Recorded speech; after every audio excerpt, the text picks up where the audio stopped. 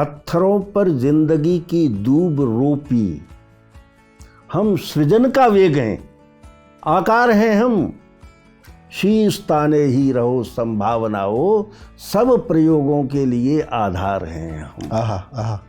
या तो लोग पुलिस में भर्ती होना चाहते थे, फौज में चले जाएं, और फौज में भी नहीं जा पाए तो फिर ये है कि कुछ रुतबा कायम करने के लिए आप डकैत बन जाइए।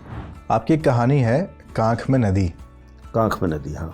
क्या वो कहानी आप बीती है? कम से कम 80,000 या 1 लाख रुपए मैंने उसके ऊपर खर्च किया था। जहाँ जहाँ भवभूति से जुड़े जो जो स्थान थे आप वहाँ मैं गए? वहाँ गया।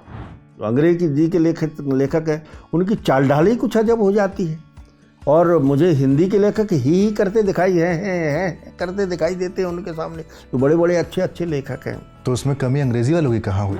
फिर भी वो रुक करके पूछते थे कैसे हैं। सारे नीचे से लेकर ऊपर तक जीवन में संगीत ही संगीत भरा हुआ था। तो ऐसे लोगों के ये शहर जो ग्वालियर, मुकुट बिहारी सरोज होते थे, वीरेंद्र मिश्र होते थे, प्रकाश दीक्षित होते थे, तो इन लोगों को हम देखते थे तो हमें लगता था कि ये हीरो है।